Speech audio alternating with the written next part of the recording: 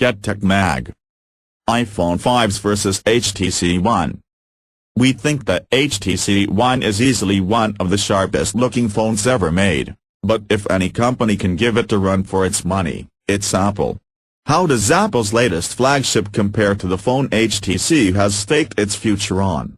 Read on, as GetTechMag compares the features and specs of the iPhone 5s and HTC One. Size. As the sizes of Android phones have crept up over the last few years, Apple has been a lot less eager to boost the iPhone size.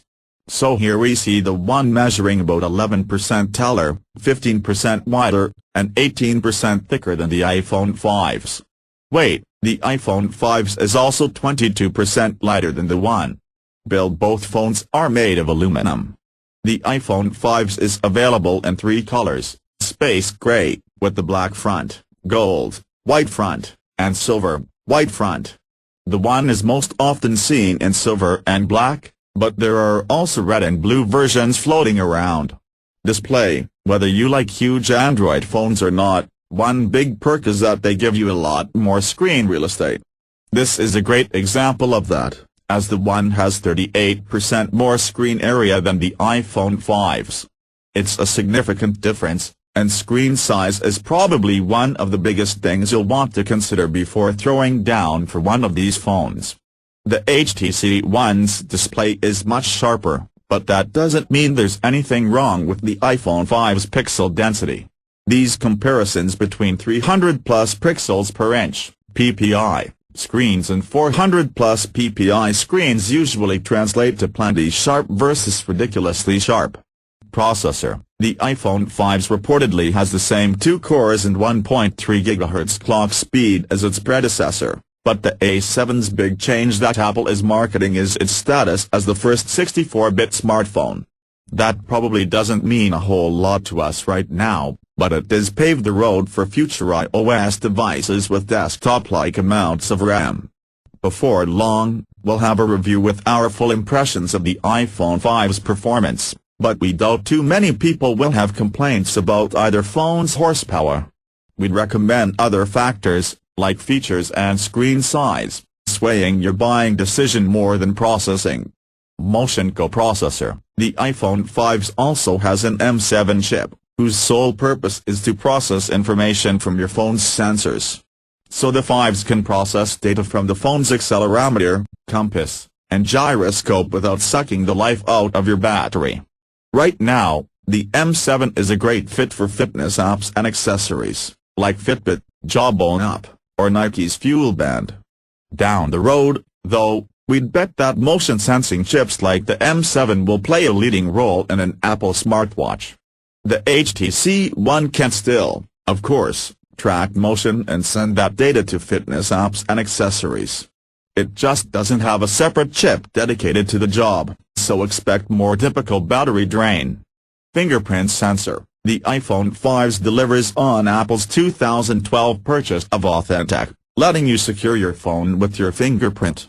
Maybe we'll see a fingerprint-based payment system down the road, but right now the Touch ID sensor, which lives beneath the home button, is used for unlocking your iPhone and making iTunes purchases. Cameras. The HTC One's 4-megapixel rear camera fights above its pixel count, taking solid pictures and great low-light images. But we also have high hopes for the iPhone 5's 8MP shooter, with its f2.2 aperture, slow-motion video, and new burst mode that automatically chooses the sharpest shot for you. Camera flash. The 5s also sports a dual LED flash, which Apple is branding as True Tone.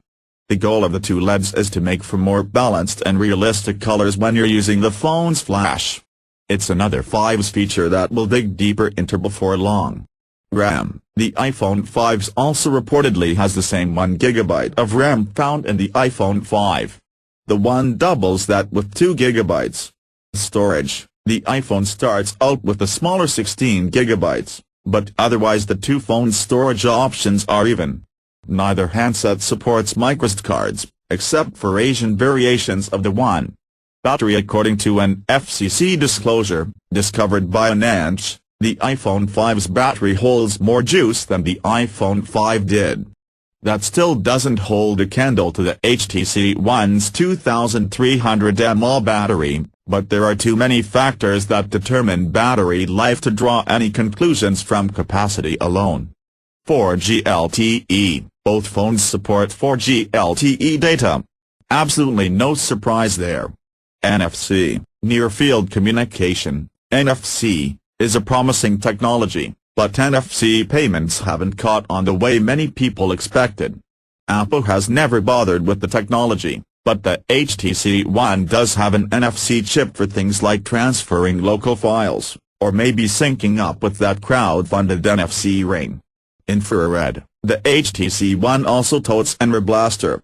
Why in blazes would you need infrared in your smartphone? Well, the most popular use is to turn it into a remote control for your TV. The One comes bundled with an app that lets you do just that. Speakers. We wouldn't normally bother talking about speaker placement, but we love the HTC One's front-facing boom sound speakers. They deliver the best audio we've heard from a smartphone, and the fact that they're facing you has a lot to do with it. Software. Like every other iPhone, the 5s runs iOS. Here we're looking at the brand new iOS 7, which brings a new flat design, as well as a quick settings control center, improved multitasking, and iTunes Radio. Some versions of the One have been updated to Android 4.2, but other carriers still have it stuck on Android 4.1. HTC's Sense UI sits on top of all versions, except for the Google Play Edition. It adds a home screen feed reader called Blink Feed, as well as the camera app SOS, which are short clips you can share as is or use to pick the best still shot. Release cycle. If HTC sticks to an annual update schedule, then we could be about halfway towards a proper follow-up to the HTC One. For the iPhone 5s, life is just beginning.